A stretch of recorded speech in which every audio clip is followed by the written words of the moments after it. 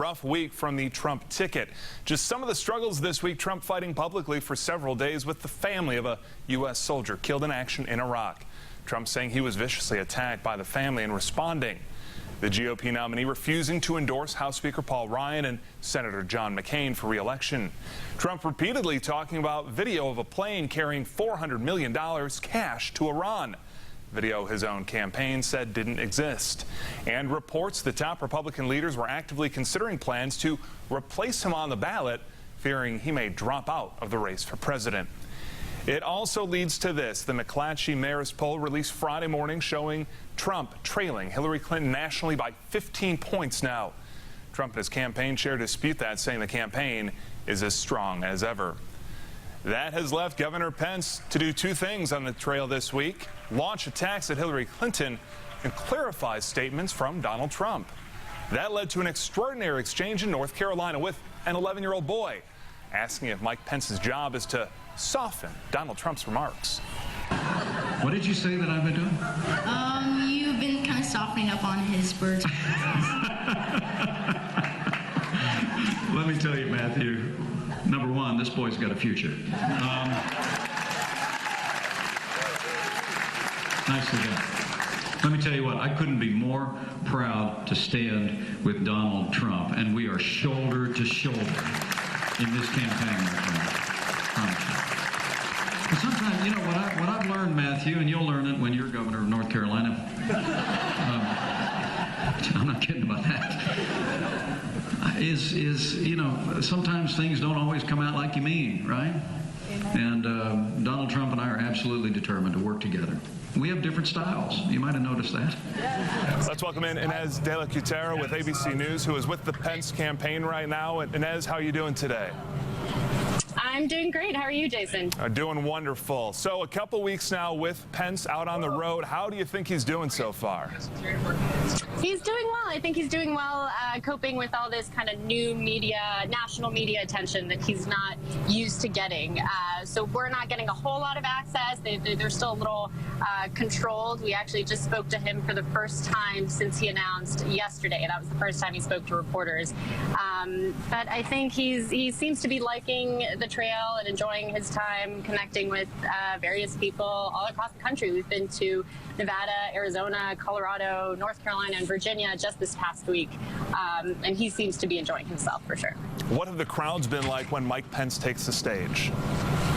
So the crowds, I get the sense that people are coming to Pence rallies for two reasons. So the first is they're coming because they're curious. They want to get to know this man. He hasn't been on the national stage a whole lot. So I get the sense that he's coming. They're coming to these rallies to get to know him. And then the second reason they're coming is I think these people, they're avid Trump supporters. They really like Trump as a messenger, as a leader, but they're looking to Pence for more, to lay out maybe more substantial policy proposals, and you see that in the questions he's getting. So he's been doing a lot of town halls, and he's getting all sorts of questions from, you know, gay rights to foreign policy to what the Republican Party plans to do to appeal to blacks and Hispanics. So I really think those are the two reasons. They're trying to get to know him, and they are looking to him to lay out more substantial policy proposals. What about Pence's family? Who's traveling with the governor? His wife has been with him the whole time. His daughter, Charlotte, pretty much the whole time. We haven't seen Audrey yet or Michael, and his nephew joined in this week. And then this other moment happened just yesterday where after a long day with all this McCain back and forth between the campaign and the reporters, we reporters felt like it might be time for a little bit of lightheartedness. And so we decided to engage in the traditional kind of orange bowling tradition, which is when reporters will take an orange and then kind of write a question on the orange and try to roll it up to the candidate, roll it down the aisle, and then typically the candidate will grab it and write a response and then roll it back to reporters. So we asked him something that we had been kind of joking about and that we had seen kind of pop up on Twitter. So what is your favorite Sixpence None the Richer song? And we rolled it up and he caught it, and then he kind of huddled with his daughter and his nephew who's been traveling with him and a couple staffers, and then rolled it back to us. He had great aim. with his answer, which was Christmas for two, and then he added hashtag Hillary loves Nickelback. So there's a little bit of Clinton trolling there. Trump's former campaign manager, Corey Lewandowski, famously wanted Donald to be Donald. Do you feel that the campaign right now is letting Governor Pence be Governor Pence out there, or is he a little more scripted than he might be used to? He's a little more scripted. He's a little bit more controlled, I feel. So I saw there was a piece this morning. They were saying the campaign's trying to let Mike be Mike, but he is a little bit more guarded. So I think that comes with the territory. He's a much more traditional politician than Trump is. But like I said, we're not getting a whole lot of access. He's not really talking to reporters all that much. And then he is very much scripted on stage. He's got his traditional stump speech, saying the same lines over and over again. So yes and no. Like there was in that sense, he's more scripted. But then in other ways, he endorsed breaking with Trump on some issues, although he'll tell you he isn't. So with the whole Paul Ryan thing, for instance, he endorsed Paul Ryan and Trump didn't. So I think they're trying to figure that out. Inez de la Cutera with ABC News, following the Pence team around the country right now. Inez, thank you so much for your time. And we look forward to having Inez join us from the campaign trail right here on Indianapolis This Week. And we invite you to follow her on Twitter as well, live tweeting Mike Pence each and every day. That address @InezDLC. While he campaigns for Vice President, Pence, of course, still remains governor of Indiana. His staff says he's returning to the Hoosier State Weekly while out on the campaign trail. That includes this past Friday helping to open the Indiana State Fair. Part of that was unveiling a bison sculpture, part of the state's bicentennial celebration. Our own Katie Hines was there as well. It's been a very interesting year, to say the least, with all the twists and turns. But at the end of the day, everybody that's here and all the politicians that are here are really here to celebrate our Hoosier values. That remark coming from State Auditor Suzanne Crouch, who is the Republican Party's new candidate for lieutenant governor. Other than an early morning appearance on national television, the fair is fairly politics-free for Governor Mike Pence, speaking here at the opening ceremony. What's special about the Indiana State Fair is that it really celebrates the enormous and incalculable contribution that agriculture has made to the life of our state. Agriculture is big business. It truly is. Our agricultural exports represent a billion-dollar industry in the state of Indiana and support tens of thousands of Hoosier jobs. The previous Friday was Pence's first set of public events in Indiana since accepting the Republican Party's nomination for vice president. He delivered the keynote address to hundreds of conservative lawmakers and business leaders at the American Legislative Exchange Council. What we're seeing in Republican-led states with great conservative legislators like all of you that are gathered here is improving the lives, improving the fortunes, improving the opportunities for Americans, and you are the model for Washington, D.C. Pence's staff hasn't given us the opportunity to ask any questions or talk to him when he has been back home again in Indiana since accepting the nomination. And one more note, the governor's public appearances while he's in the state as he remains governor of Indiana are under far tighter wraps than they used to be. Media has been receiving 24 hours notice at the most, and we were told not to publish the governor's scheduled stops at the state fair in advance. That's a contrast to the Trump campaign that has been sending notices of campaign stops ahead of time and without restriction. Jason, back to you. Welcome in our political insiders now. Kip Two for the Democrats and Marcus Barlow, of course, for the Republicans. Fellas, thanks for being here. Good to be here. What a wild week yet again. Let's talk about Governor Pence first. The explainer-in-chief, some have called him out there. Marcus, your impression so far of the job that Governor Pence is doing out on the campaign trail? Well, I think Governor Pence is being who Governor Pence has always been. He's being his own man. And I think that was probably part of the discussion that he had when he came on the ticket. That was, I'm not going to just come in and be just a mouthpiece, like I'm going to say what I think, and I think that's what he's done. I think we've seen that in endorsing Speaker Ryan, where Trump didn't endorse him. I think we've seen that, in other things where Pence has just come out and been like, I support Donald Trump as the nominee, but I don't have to agree with him on every single thing and in every single instance. Kip, impressions? Well, I think Pence has done as good as he could possibly do given the position that he's in. That's a very nice comment there from Kip. It's going to get worse. I mean, I don't know how you defend Donald Trump and stay on the ticket. I think your choices are pretty, it's like a Hobson's choice. You have to defend the devil or you have to get off the ticket. And so he's tried to defend him and tried to walk a line. I don't know it's sustainable long term. If Trump keeps this kind of behavior up, I don't know how Pence can look himself in the mirror and keep it up. I mean, you saw the pain in Pence's eyes when asked the question Friday morning on the Today Show about the Khan family. And I do believe the governor is pained by the fact that Donald Trump went out there and attacked that mother. I think almost every American who has a heart is pained by that, and so I think it did bother the governor. But Governor Pence knew that there would be moments like this when he took on this job. Don't you think so, Marcus? I think so. And I think also, though, we're seeing a contrast in campaigns. I mean, some of the things that Tim Kaine has vocally disagreed about with Hillary Clinton before he came on the ticket, now you see Democrats trotting him out to restate what he thought and change his mind on things. And really, the Trump campaign has not required that. Are Clinton and Kaine kind of getting a pass right now because all the attention is on Trump and Pence, that they can kind of get their campaign together rolling a little bit stronger than Trump and Pence are able to? I would say, yeah, they are getting a pass, and it's all because of Donald Trump. It's not because of the media or anything that the Clinton campaign has done. They've just been smart and stayed out of the way. There's an old saying in politics: you don't help put the fire out when your opponent's on fire. So I wouldn't necessarily say they're being smart. I would just say that Donald Trump has been more interesting. I mean, you see more. He makes for good TV. He does. You see more. You see more resignations at the DNC because of the whole email scandal. You see.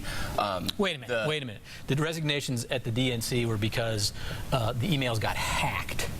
And they came out. It's not the same thing that happened with the Secretary of State. But whoever hacked the emails didn't write them. The people are resigning because of the content of the emails. But I'm just saying that, like, you see the Democrats are in disarray, but they're getting a pass for it because Donald Trump has just thrown himself out, whether it be through a tweet or through something else.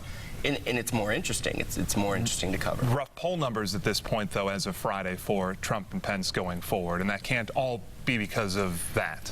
Georgia, I saw Friday morning a poll came out that Georgia, Hillary Clinton has a 4-point lead, and that's got to send shivers down Republican spines, because at some point when the bottom drops out of a presidential campaign, it affects every other race.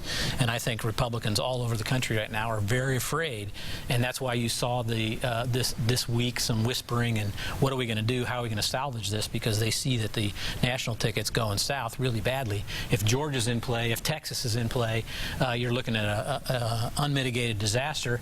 You've got two polls, I think, one in New Hampshire and one in Pennsylvania, where the Republicans supposed to be strong, who are both behind there for the Senate seats.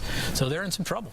I mean, it's going to be interesting to see how the campaign plays out. I mean, I do think that there's a lot of time left. We haven't even gotten into the debates yet. So, you know, just to predict now how that's going to turn out. I do think, though, that the Trump-Pence campaign does have some making up to do, but I do think that the media coverage does affect that. I think what you pay attention to does affect that. I think people don't have time to dig through every single story that's happening, and so what's at the top of the page does make a difference. Well, I completely agree with that, but I would say Trump's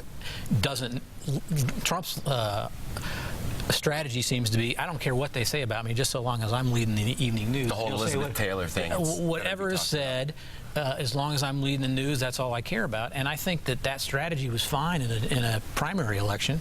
It's not fine for a general election, and it's reflecting itself in the polls. If only we had a Republican strategist sitting on the couch to tell us how the Trump campaign could turn things. Oh, wait, we do. How do they turn this around? Well, you know, it's interesting to me the message that Democrats are making. And there's actually a comparison to what they're making statewide, because statewide you saw the whole message of the Gregg campaign was, I'm not Mike Pence. Well, Mike Pence isn't the candidate anymore, and they're left really without a message. And I think on the national side... I completely disagree with that. Well, I mean, what was John Gregg?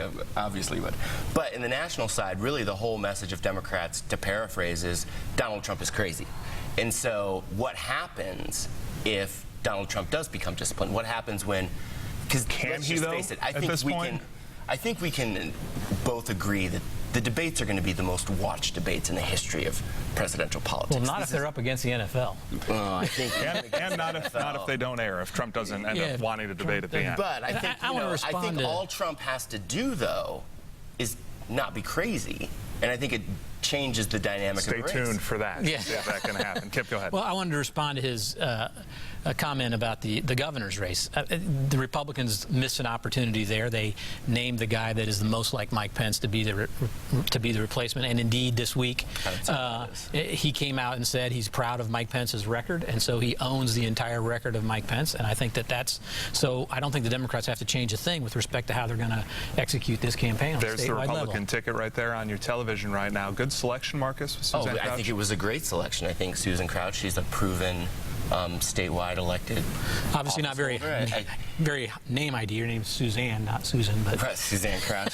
I called you Skip a couple of weeks ago. I make mistakes with names. It happens. Where does the governor's race go from here? Less than 100 days, obviously. You know, I think that Eric Holcomb's doing the right thing. I think you should be proud of the Mike Pence record. I think you should be proud of the low unemployment rate. I think you should be proud of the record investment. I think you should be proud of the job creation. I think it's going to be interesting to see where John Gregg goes now, because of all the hate and vitriol coming from the left has been directed singularly at Mike Pence over social issues. And I know that Democrats want to say that, well, Eric Holcomb is the exact same as Mike Pence, but how is that true? Because when Eric was working for Mitch Daniels, he was getting praised even by Democrats. With 15 seconds to go, how do Democrats say that? Well, because Holcomb has embraced the entire agenda of Mike Pence, and so it's easy to say that. Now, the other thing I'd say about that campaign is Holcomb comes into this thing with very low name ID and not any money, and so he's going to be way behind the 8 ball, and it's going to be tough for him. We'll see what happens. Marcus Barlow, Kip 2, thanks for being here, guys. Good to see you. Turn to what is expected to be another incredibly close race this fall for the person who will lead Indiana's Department of Education.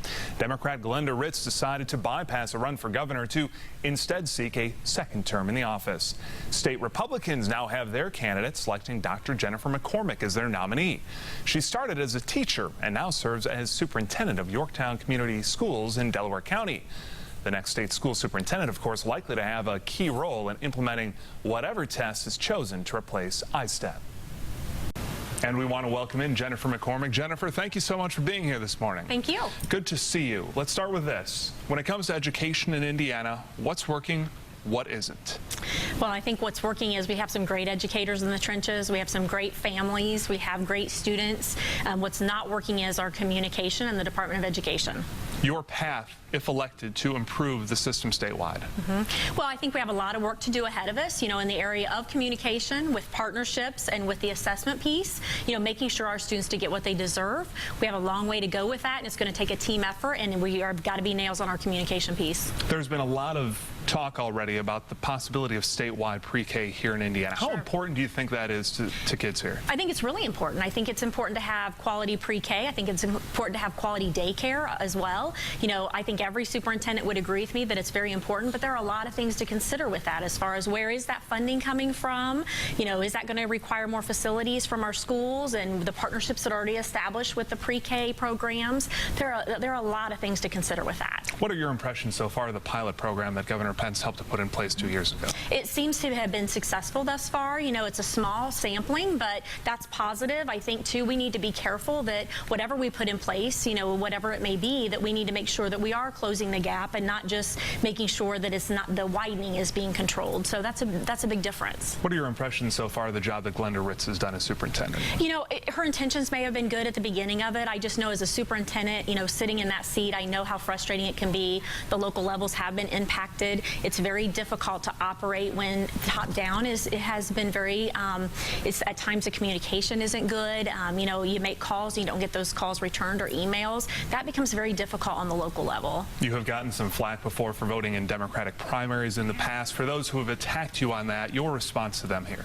Well, I live in Delaware County, and so for me to have any voice in a primary, that's the way I went. I also understand, too, it's important that we try to keep politics out of it. When we're dealing with students and their education, I think it's important that both sides of the aisles have good ideas and we listen to both.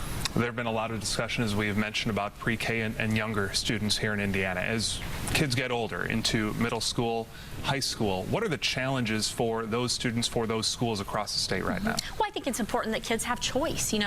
One size does not fit all, and families need that choice to say what is the best fit for their child through middle school, high school, and even elementary. But there are a lot of curriculum issues that we need to be aware of, making sure that our students are career and college ready, knowing that, in 2020, where Indiana's going to be as a state as far as what are those jobs that we're going to need and what's that going to take to make sure our students are ready for that. Jennifer McCormock, thanks so much for being here. Thank you. I Good to see appreciate you. it. Thank you.